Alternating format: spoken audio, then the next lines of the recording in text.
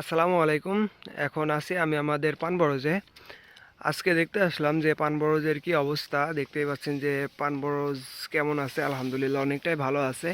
কিন্তু পানবরজ ঘুরে আমি একটা বিষয় দেখলাম যে আমাদের ওই সাইডের পানবরজে মানে এত পরিমাণ চিনি পোকা হয়েছে সেটা বলে বোঝাতে পারবো না। চলেন আপনাদেরকে সামনে গিয়ে দেখাচ্ছি যে কি পরিমাণ আসলে চিনি পোকা হয়েছে। আর এই যে দেখতেই পাচ্ছেন যে পানগুলো আলহামদুলিল্লাহ ভালো আছে, যদিও কিছু পান পাকছে, তারপরেও যেগুলো আছে পান আলহামদুলিল্লাহ ভালো আছে। পাকারটা আর কি এখন আগের তুলনায় অনেকটাই কমে গিয়েছে। আর আমি আপনাদেরকে যেটা বললাম যে চিনি পোকা বলতে চিনির মতো ছোট ছোট কুটি যে পোকাগুলো হয় এগুলো আজকে চিনি পোকা। এই যে দেখতে পাচ্ছেন যে নতুন ফলন ফুটছে, নতুন ফলন ফুটছে, আর ফলনের সাথে যে এত পরিমাণ চিনি পোকা হয়েছে সেটা বলে বোঝাতে পারবো না। এই যে দেখতেই পাচ্ছেন যে প্রত্যেকটা পরে এইভাবে প্রচুর পরিমাণে চিনি পোকা হয়েছে। আর এই চিনি পোকার জন্য এখন কি আসলে স্প্রে করতে হবে এটাও আর কি আমি ঠিক বলতে পারছি না।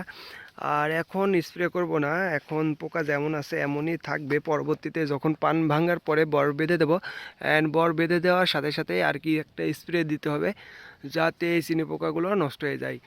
আর আলহামদুলিল্লাহ দেখতেই পাচ্ছেন যে এই যে পরে অনেক সুন্দরভাবে ডের বের হয়েছে। এটা আর কি আমরা ফলন বলে থাকি। এই যে পরের বিছুন ঘুরাই দিছিলাম, অ্যান্ড দেখতেই পাচ্ছেন অসাধারণভাবে ডের বের হয়েছে। আর এই যে পানগুলো তো দেখতেই পাচ্ছেন আলহামদুলিল্লাহ অনেক বড় বড় পান হয়েছে, যদিও দেশি পান তারপরেও যা আছে আলহামদুলিল্লাহ অনেকটাই ভালো।